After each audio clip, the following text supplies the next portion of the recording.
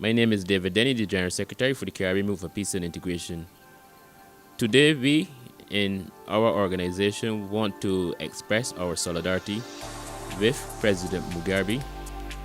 President Mugabe is one of the national leaders of Zimbabwe who would have participated in the liberation struggle and who would have helped to transform Zimbabwe into a state that have represent the interests of the working classes in Zimbabwe, and a state that have developed an educational system, a agricultural system, a land reform system, and a system that created the conditions for development within Zimbabwe and also within some of the southern countries within Southern Africa. So we in the Caribbean Movement for Peace and Integration are pleased to recognize the contribution of President Mugabe, because President Mugabe also was involved in international solidarity work with other African states and even with countries outside of Africa. He is one of the leading personalities in the Pan-African world that would have helped to shape our philosophy, shape our ideas, and help us with many of our other struggles in other nations for the freedom and the development of the African people in Africa and in the diaspora. So we are happy to stand in solidarity with President Mugabe. The action of President Mugabe would have helped to develop a social revolution in Zimbabwe.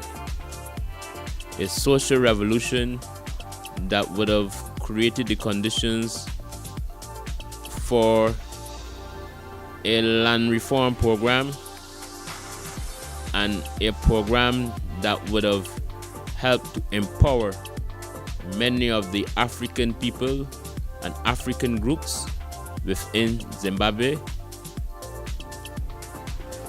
It would have helped to develop the African youth movement in Zimbabwe. It would have helped to strengthen the labor movement within Zimbabwe. It would have helped to create the cultural developmental program in Zimbabwe, so that Mugabe must be considered as the leader of that socialist revolution that would have taken place from the 1980s in Zimbabwe, and that would have helped to transform the country from Rhodesia to what is known now today as Zimbabwe. Our movement also want to condemn the action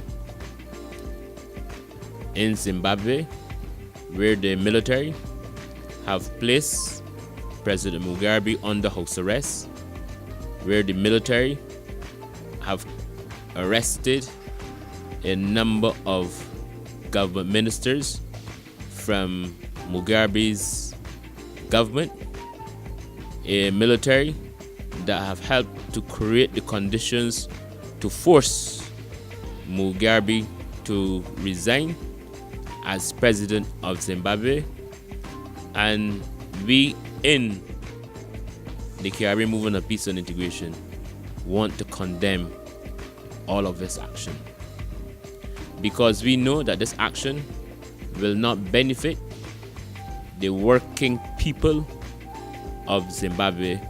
We know that this action will benefit Britain and Western states that want to control and use the resources of Zimbabwe, not for the development of the Zimbabwean people, but for the development of European nations.